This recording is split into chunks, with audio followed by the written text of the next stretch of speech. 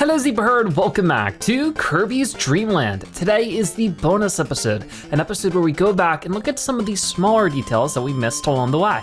Since Kirby's Dream Land is a really tiny game, it was easy to miss some of the details, and the first thing I wanted to talk about is Extra Mode. You might have seen at the end of the last episode that once you complete the game, you will unlock Extra Mode, which is the same game but notably more difficult.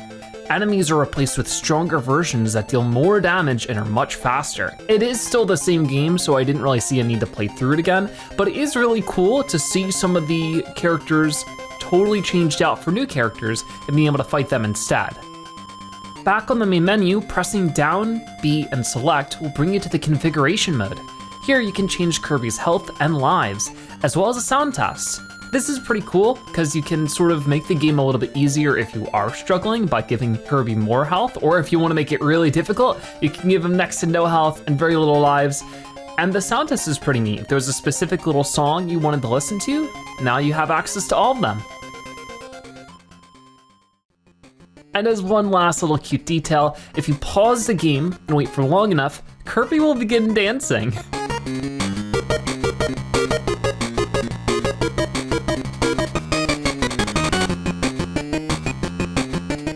After the dance is over, he just sort of goes back to what he was doing before, but what a cute little detail to have in such an older game.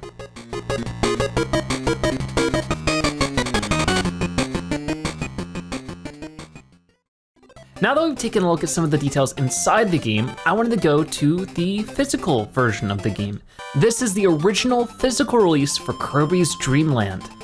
And the first thing you might notice is, wait a minute, why doesn't Kirby have color?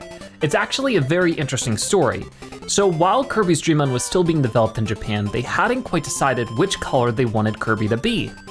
While that was happening, they were also still bringing the game over to North America. And when it came time to make this box art, they hadn't quite decided still which color Kirby should be. And seeing how the original game is in black and white because of the limitations of the Game Boy, they just went with making Kirby totally white. Honestly, I really like it. Of course, I love Kirby being pink as he normally is, but having Kirby in this different form for this one time makes it really unique and super memorable.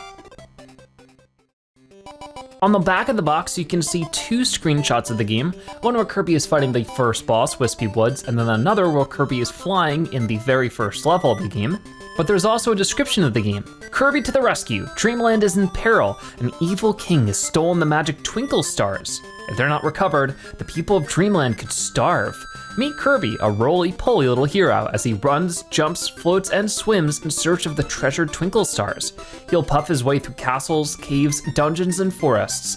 In his path are many wicked and greedy enemies, but Kirby has a special way to defeat them. It's non-stop action all the way to the top of Mount Dedede. So if that doesn't get you excited to play the game, I don't know what will. But hey, maybe there's more information in the manual. Let's take a look now. This is the official manual for Kirby's Dream Land, and there's a lot of information in here. But what's interesting is that there's also a description of the game here, but some of the things are different. Let's read that now. Kirby to the rescue. On a tiny star somewhere far, far away from Earth, there's a very special place known as Dreamland. The Dreamlanders are very happy people who use their magical sparkling stars to play and work among the heavens. That is until one dark night, the gluttonous King Dedede and his rotten band of thieves swooped down from the neighboring Mount Dedede for a midnight snack in Dreamland. Not only did they steal all their food, but they stole the Dreamlanders' treasured sparkling stars as well. Because the Dreamlanders didn't have the sparkling stars to gather food anymore, they began to get very hungry. Suddenly, a spry little boy named Kirby happened along and said, "Don't worry, I'll get your food and your sparkling stars back." With these words, Kirby set off on his quest towards the dreaded Mount Dedede. Wish him luck. So did you notice the difference between the manual and the back of the box? The back of the box actually referred to them as twinkling stars, but the manual refers to them as sparkling stars, which is such a weird difference. Way back then, I just don't think they had the same people working on the manuals that they did the box art, so it must have just been some kind of weird miscommunication. Now, if we keep going through the manual, you'll find lots of interesting information on how to play the game, but what I find neat is that on the pages that explain how to play, once again, you can see Kirby is talking, which Kirby doesn't really often talk in normal words. He's usually just smiling and sort of just making different noises. So Interesting to see this. And here's Kirby. Hi, I'm Kirby. Pleased to meet you. I'll be doing the explaining from here on, so listen carefully as you'll need my advice to knock out King Dedede. And you can see all the different descriptions on how to play, which of course we knew because we've already beaten the game. On the next couple of pages, we see Kirby's arsenal, which basically describes all of Kirby's different items. This is always super interesting because like I've said before, this game didn't have copy abilities, so knowing what these items did and how they could help you is actually pretty important.